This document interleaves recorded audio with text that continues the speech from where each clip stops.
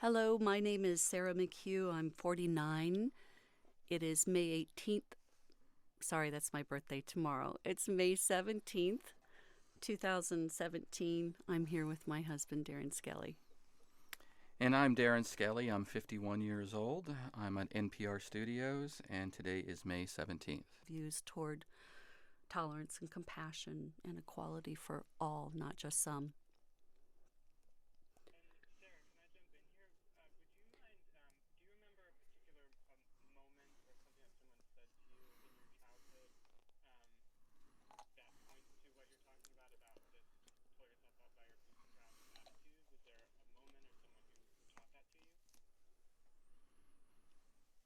I didn't have much guidance or influence from family members or teachers, and I really just had kind of a attitude that if I'm going to shake this off, I need to figure this out. And I don't think anyone ever said that to me, but I do recall, my father would kind of always say, "We are our brother's keeper. We have to respond to anyone who's in need." So, Darren, I wanted to ask if you could tell me a story about any lessons that you learned from your parents, and how does that shape how you see the world today? And there's so many lessons that you learn from your parents and trying to grab the pertinent ones. My parents are from very simple beginnings as well, and I think that might be one of the reasons why we see the world so similarly. Self-made. Their parents were self-made. My father only had a 2-year degree, but he started his career hauling lumber and working in a lumber yard and doing blue collar labor type of work. But he was very happy and he was very driven to achieve. And I remember some of the things my father said, but one really stood out significantly was, work for yourself. Don't work for others. Pay yourself first. And so as I saw him, he evolved and transitioned from a blue collar job into white collar jobs and started to go up the corporate ladder a little bit and was exceptional in sales and running business. That's where he found his niche. So the lessons learned were anything is achievable. Pay yourself first. Look around you and enjoy your life. The other thing about my parents that I take a lot of lessons from is that they were very social. I remember them going to polka dancing, and they would go to the lodge. And my parents weren't very wealthy, so they actually volunteered and cooked in the kitchen. And then we would get all the leftover steak and lobster, and us children would have a feast when they came home at night. But they were always very social, had a lot of parties at the house, and we got to know and get to know a lot of people around the neighborhood. And I guess the other thing is, which really kind of um, set my perspectives on interaction and in politics, is where we lived, and it was in Owego, New York, upstate New York, in the Ithaca area, and all the houses were low to middle income type of families, and there was one very wealthy family on the street, and the only African American family was in that very wealthy house. So growing up, my political views weren't to see color or gender or any differences between us. That was kind of scrubbed out of us because it was all about we're in this kind of all together. Hmm. How about you? Oh, you mentioned some of the lessons you learned about raising yourself and sitting in your mother's office and reading and reading and reading. Do you have any lessons you learned from your parents, or how those might have shaped your views today? Well, my parents were divorced when I was 2, and so my mother worked extremely hard as when I was a child. She would often have 2 jobs to make very thin ends meet, and I do respect her fierce determination never to accept government assistance. My father was a friend to all he met, and he would often remind me that we are our brother's keeper, meaning we have an obligation to watch over and help and defend when we see someone who's hurting. And so he had a very beautiful character of liking and caring about everyone he meets. And it's something that I try to emulate, and it's certainly shaped how I treat others. And, when I see someone in need, I do try to respond, but I have almost a brutal response that he did as well. When I see someone, especially a leader of government or business, who's manipulating or cheating or trying to advance his or her own personal interests. And I think I remember those days as a kid when I respected my mother's fierce determination never to accept any kind of assistance. But as a kid, and it gets me choked up to this day to even think about it, I remember thinking, geez, it would be nice to take a free lunch every now and then. But she was extremely proud, and I appreciate that pride and that determination. But I'm also glad that there are programs out there that do help in those times of extreme need. So I wanted to ask you, Darin, about your political views and how they may have changed over time, and why do you think that is? It's interesting. I'm an observer of life. I pay attention to the world around me pretty significantly. In my high school years, in the 80 to 84 range, was when Reagan was in power. And so my first experience really where you start to pay attention to politics is when you get to that maturing age around 18. And so that's where I first viewed and it set my foundational, as I was mentioning, regarding Reagan. And then over the years, I kind of stayed just kind of middle of the road, not a strong either side of perspective. I traveled and lived in different parts of the country where I got to see different politics of the Deep South, of the Midwest, of the Far West, and the East of the country. So I got to be absorbed into or a part of those communities where they had a different political perspective. And while I was in those communities, I had the opportunity to see things differently and enlighten me. So I would say over time, my views have gone from maybe a middle-of-the-road conservative to almost neutral right down the line. And then recently through the Clinton years, and then on a little bit with the Bush years, but then the Obama years, I think I started to say it's time for me to pay a little bit more attention to things. I was being very frustrated, or I became very frustrated with some of the policies and activities of the Clintons, or of Bill. And then with Obama, the last 8 years, it's been a real challenge for me from my conservative perspectives of limited government and the ideals that I hold up as far as national defense and some of those other things. And I also started to become very upset with the political insiders, and that our country was run by 20, 30, or even more years politicians that really had lost sight of the communities outside of the Washington, D.C. area. And so I would say over the last 8 years, it probably swung me a little bit more from the neutral to the more conservative values based on the way and the direction that I saw our country. How about you? You had a dichotomy switch here. You went from a staunch conservative in your early childhood to leaning on the left side of center right now. Could you walk us through, how your political views have changed, and why do you think that is? I was very conservative with the traditional conservative values until I was about 30. And then I became very liberal in my viewpoint, more because of my work with the United Nations and traveling around the world and really seeing what poverty was.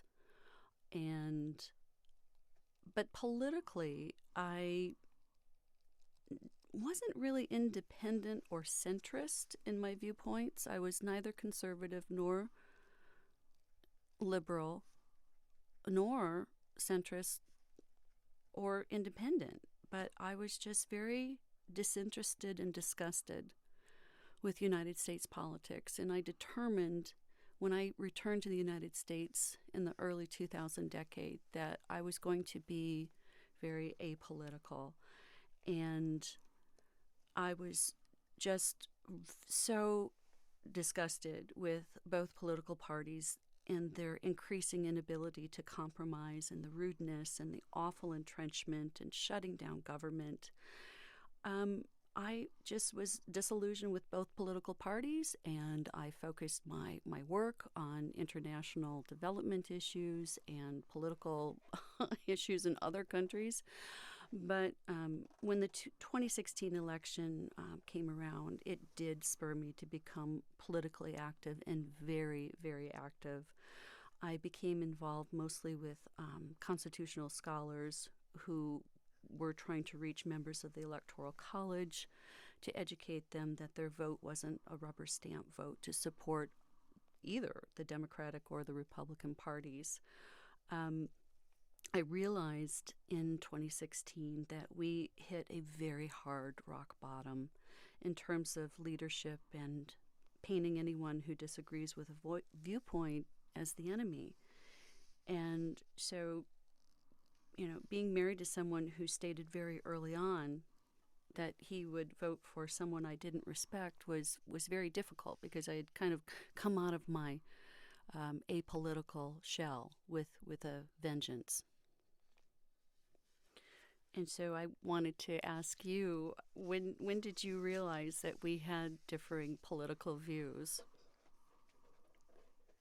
It's there was little indications throughout our relationships. We've been together 10 years, and the tail end of the Bush years, going into the Obama years, we just occasionally would make statements that might have just caught me and said, "Oh, I didn't look at it that way," or "I have a different perspective of things," and "Oh, Bush didn't do that too bad," and you might have a 180 perspective on that.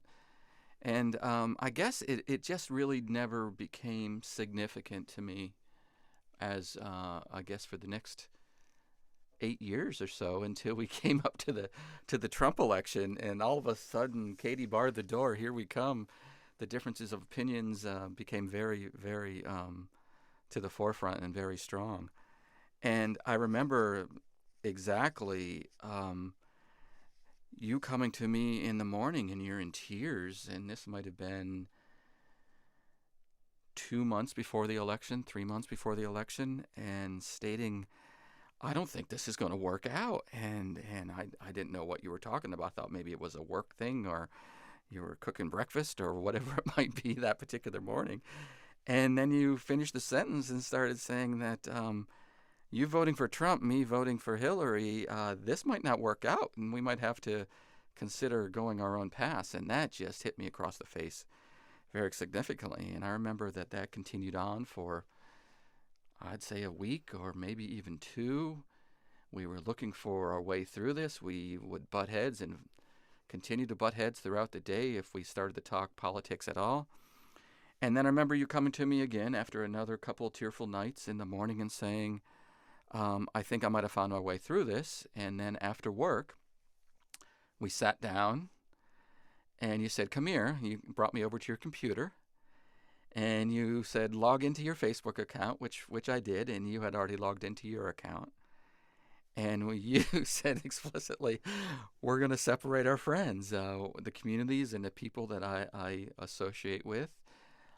It's really important that they stay in a political position or on the party that I'm working or want to go with." And similarly for you. So you said, "Which are your friends and what are my friends?" And we divvied up all our Facebook friends.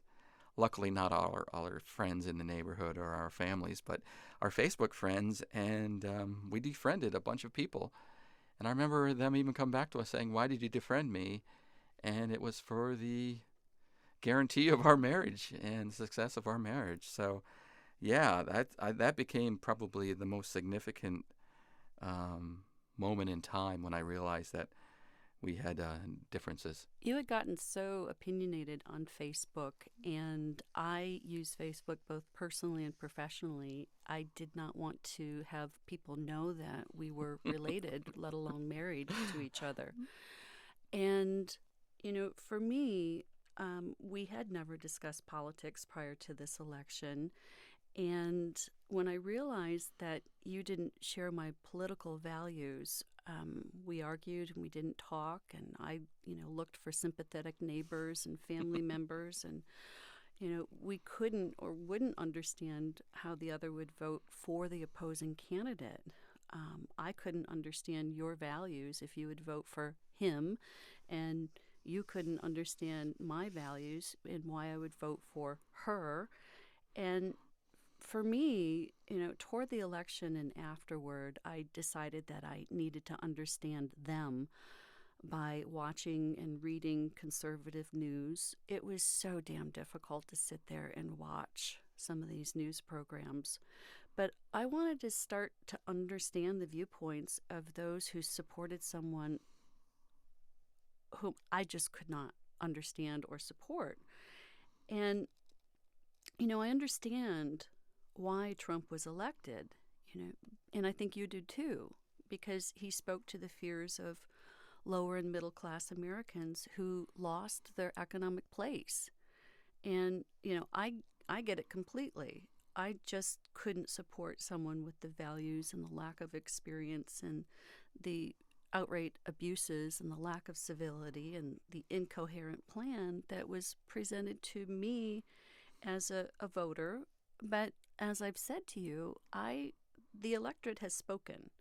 And so my intent moving forward is to focus less on politics and more on bringing a centrist position to my family and in my work so that we can heal this family, this nation, this world through tolerance, understanding, and really trying to give opportunity to all.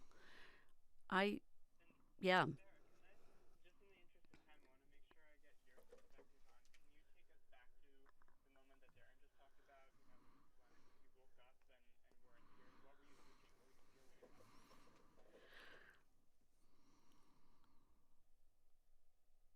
I was so I was so aware of what was happening and that this was a very real possibility that this person could be elected president of the United States, that I was in despair. I was depressed. I was like, millions of other people, just not able to grasp this looming reality. It was like a tsunami that I was watching that was just, headed toward us. And to be married to someone who was very supportive of Trump very early on, I had a hard time really making peace with myself. How could I be with someone who could support this person? And that's why I went to him, in tears saying, I,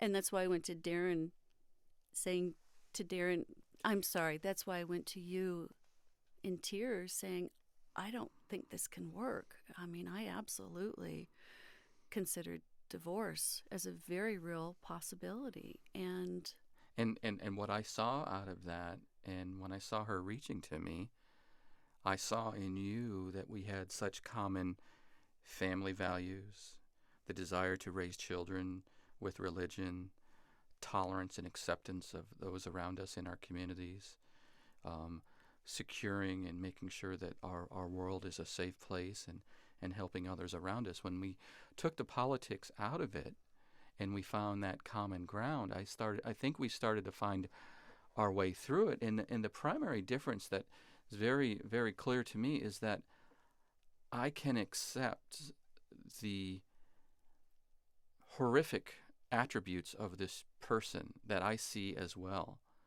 If the end state and the goal and the desires are aligned to my ideologies and the direction to go forward, I have, you bring out some very important things, Sarah, about the way I was so vocal on Facebook and things like that. And many times I said, I am voting for this person as much that I am voting against the direction that the country is going. And I can disassociate the person from the ideology. And so I had a very difficult time as well with the same things that you picked up, but I was able to say, okay, I really don't know any of these people anyways. I don't know any of these presidents. I don't know who they really are as a person. So I set that aside and said I can go with the ideology, and that was the direction forward. But to see you in tears and see how much pain you were in when we were able to find, like I mentioned, the family values and the trust and how we wanted to raise our children, and those things were all still common. I think that helped us find our way forward. And for me, I think the way forward is I've completely disassociated myself from what is happening. I had to do that. And, every now and then I will peek and just kind of smile and say to myself, that's what I expected would happen. I mean, nobody knows what, the ultimate outcome is going to be, but I think we can all agree that it can certainly be far better than it is. I do remember, getting back to this acceptance issue, watching the election night with you. And, I just remember being so impressed that you were accepting the reality that she was going to win. And you weren't being, rude or divisive or anything. And I remember thinking, wow, maybe we can, get along and, move forward and say, wow, that was brutal. And then, watching the shocking turn of events, and I then had to be that person to kind of accept and realize that's not the outcome that I certainly had expected. But I do, yeah.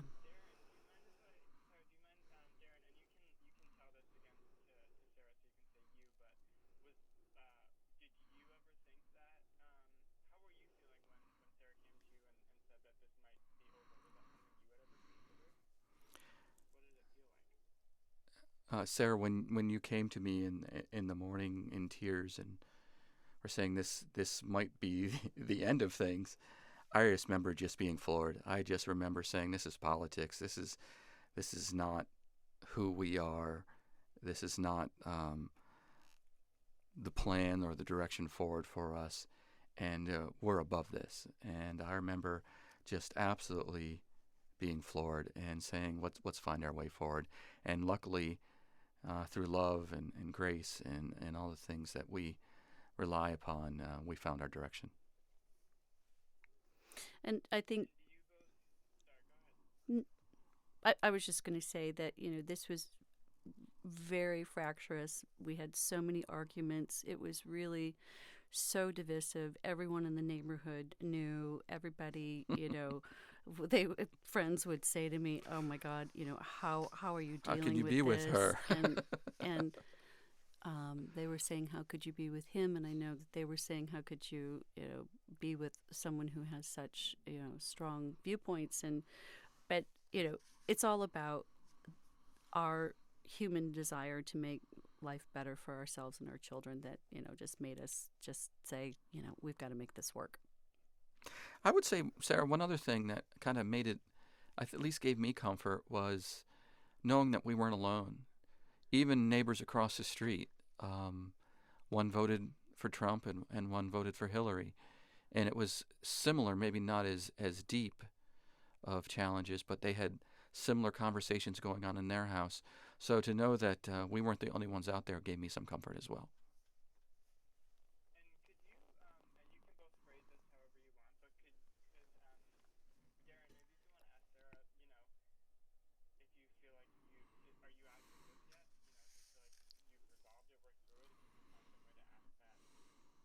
Sure. Sarah, looking at what we've been through, and it's still early, and you mentioned a few things about we think it all could be a little bit better right now. I agree with you on that. Do you think we've come out of the woods? Do you think we're turning the corner and getting this behind us? I think we have. I'm just so grateful that the election is over, so we don't have to, debate it over and over and over. And I'm a very committed kind of person. It's hard for me to give up, and I remember thinking, do I really want Donald Trump to be the person who has caused my divorce? That just sounded so disgusting to me. And I thought, there's far more beautiful things from the 10 years that we've been together than this one awful, ugly thing that could pull us apart. And I agree. Yeah. I was going to say, and I agree, when we found common ground on as I mentioned, core family values and raising our children and the direction of how we want to collaborate and communicate and add to our communities, I think that all became very clear to me. Yep.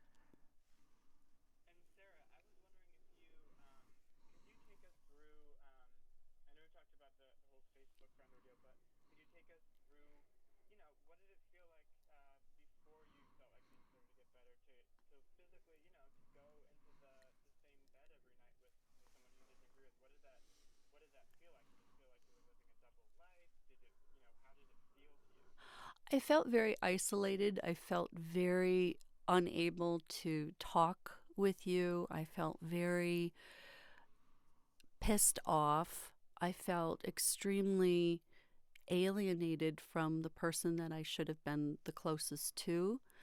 And I remember just wanting to sleep when you were in bed watching your news programs, and I would put the pillow over my head so I didn't have to hear it. And I just wanted you to say one negative thing about what was happening.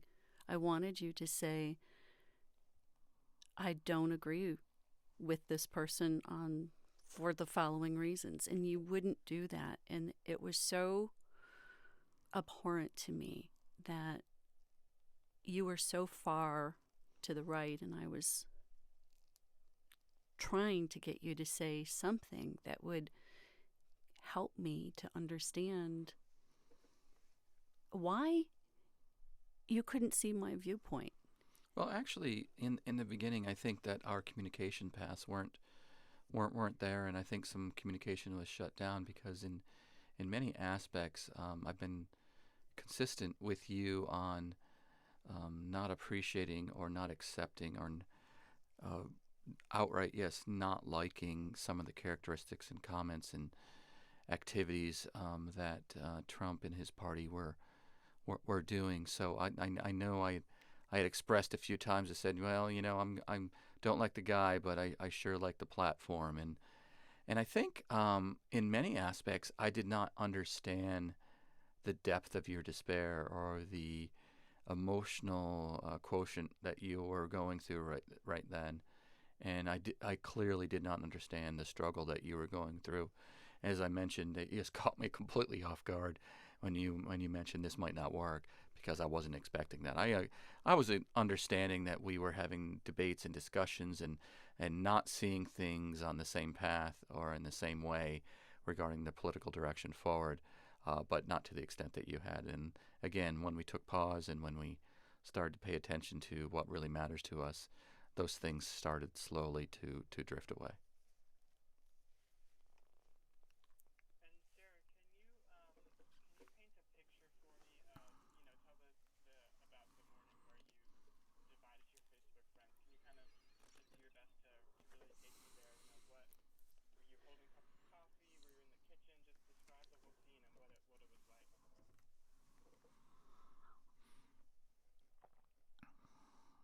I remember trying to just hold on tight and not defriend Darin. That was the first step.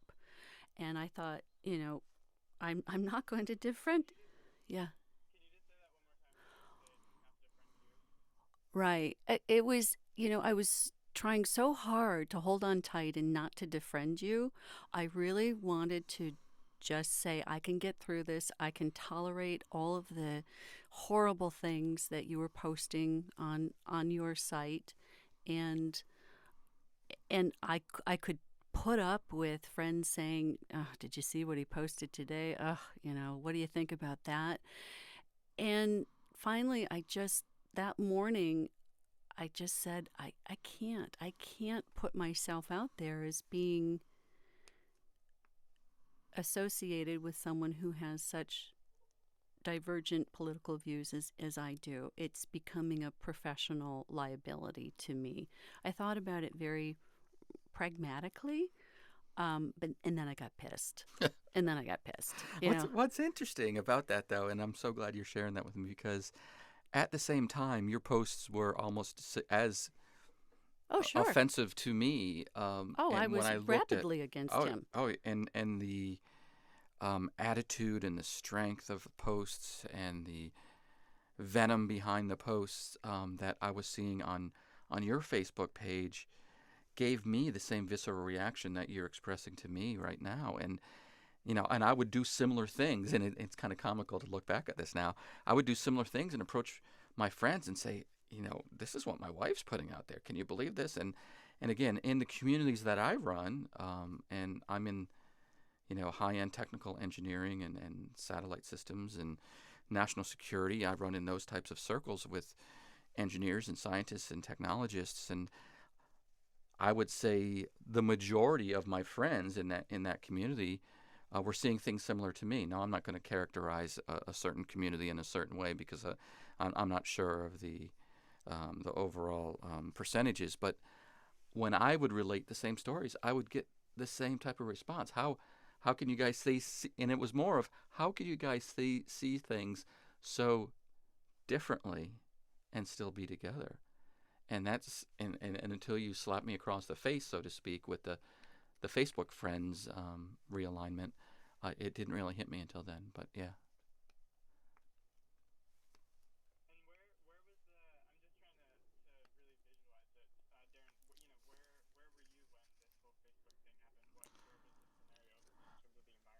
Sure.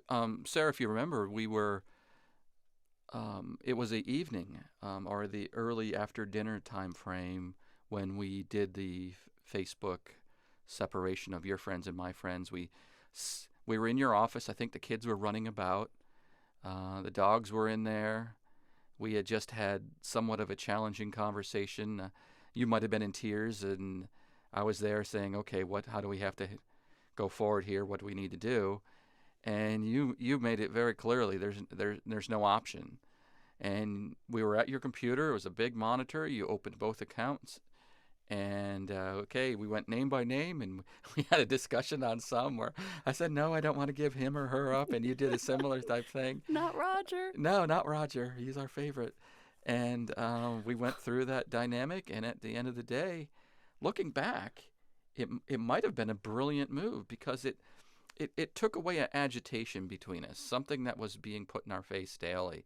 And it allowed us to have our own communities where we would go philosophize and have our conversations and characterize it and complain. And then we came back together, and we didn't have to bring that to each other. So at the end of the day, it might have been just a brilliant move. I had no idea what you were posting. I had no idea what you were talking about with your friends, and it really helped me get through the fact that I didn't have to have people say, oh, did you see what he posted today? Or, oh, what do you think about that?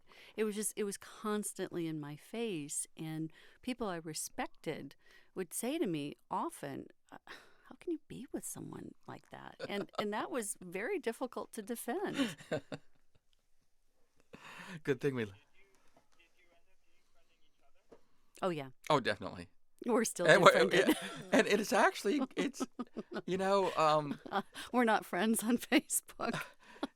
There was some story I heard the other day about a certain percentages of married couples that have their own checking accounts, right?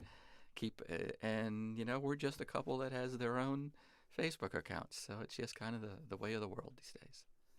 So, Darin, in conclusion, I'd like to ask you, what do you admire about me? What are some of the things that you admire about how I see the world? Sarah's, there's not enough pages. What I absolutely adore about you is your willingness and your desire to achieve against all odds. That is a trait that you don't see very often. Your work ethic is just off scale. You go out of your way to make those around you feel loved. You love first, you make sure that everyone around you is taken care of. Um, you are working in your daily life to better the world, not to better yourself. Either it's UN issues or women's issues or poverty, food for the hungry, or whatever it might be.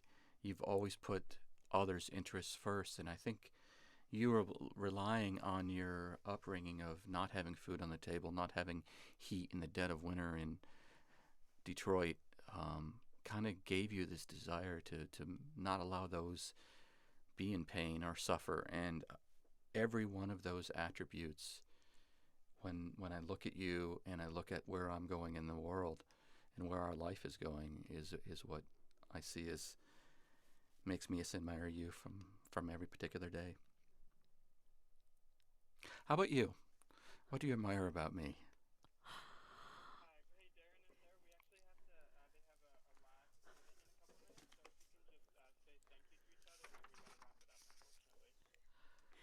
Thank you. That was very, very helpful. Sarah, I loved talking with you. It was wonderful. Thank you.